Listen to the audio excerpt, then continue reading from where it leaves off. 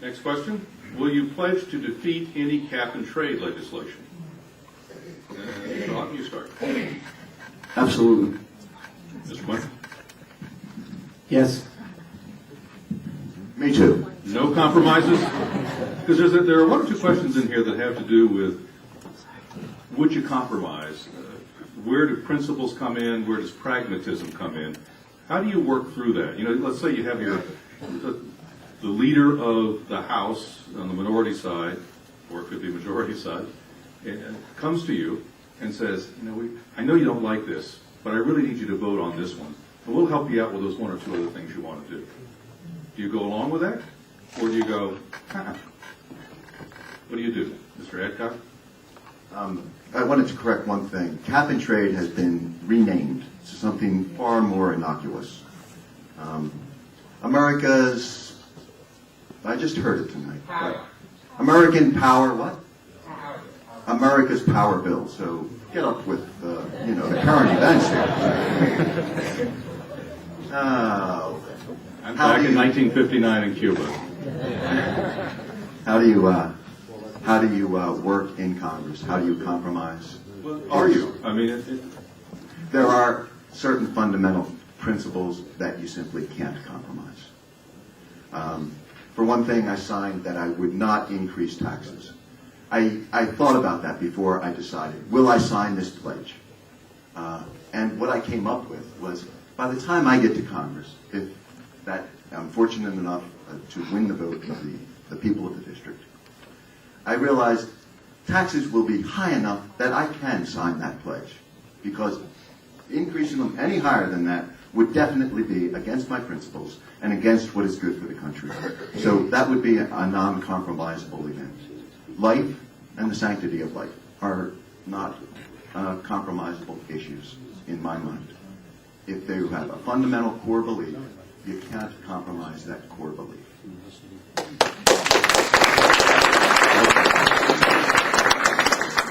Thank you. We need leadership in Washington. Plain and simple. We need people who are going to stick to their core and principle. I'm sorry, the core principles. Plain and simple. As far as somebody approaching me, excuse me, to vote against something that I don't feel is just and I don't think is right, I'll never be influenced to do that. That shows leadership, and that's what we need. And that's what we lack. I remember the question, because I'm not sure that the two previous answers were entirely responsive. I don't think you can nibble at the edges of cap and trade. I do agree with you in one respect. Principles are principles. There are certain things that you're going to need to compromise on, but principles and core principles are not one of them. And I see cap and trade, I see card check, and health care, and a lot of the bills that the President and this Congress have proposed as so fundamentally flawed. You cannot nibble around the edges and tweak them. They got to be brought off the table, and you got to start over.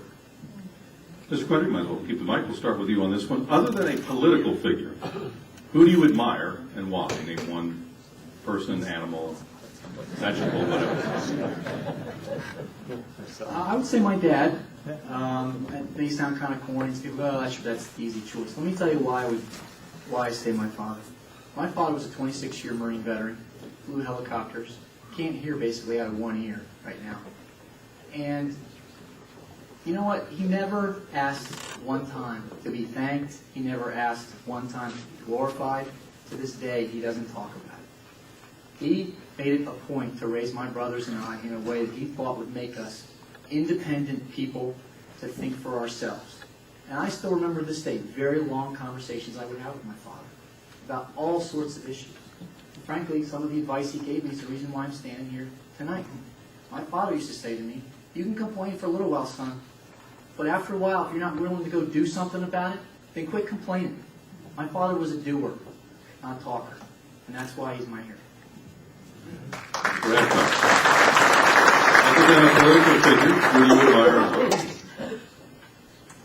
I'm going to follow Josh's lead. Certainly, I have great admiration for my father. I also have great admiration for my mother. She was a woman of quiet strength, and kind of like that TV commercial, when Dean Witter talks, people listen. When my mother talked, it was like she didn't command it, but people listened because of her wisdom. She passed away just a little bit ago, and she was dementia, Alzheimer's, whatever, and I would be with her a little bit, talk, and she'd ask the question, and I'd say, oh yeah, well that's my brother Dale, and Linda, and she'd ask it later. And then she finally said, in spite of not having a very good memory any longer, she said, you know, it's kind of a shame that my body has outlived my mind. So even when she was in that state, she was still able to have inherent wisdom in what she said, and that wisdom has been a source of strength and guidance in my life.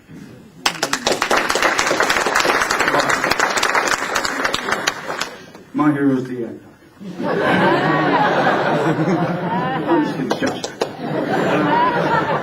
Seriously, I say. This is, yeah, right. True politician. Steve, that's one. Now, honestly, it's cheesy. My hero is my father as well. I own, I hope I don't get emotional saying this, I own a pub in Northeast Philly, and my father's retired. And when I decided to do this, he said, go. I got it. I got your back. My father's 67 years old. He wakes up at 10 o'clock in the morning, make sure all the inventory's squared away, make sure that the scheduling's done. The guy works for me as hard as he possibly can, so I can do this.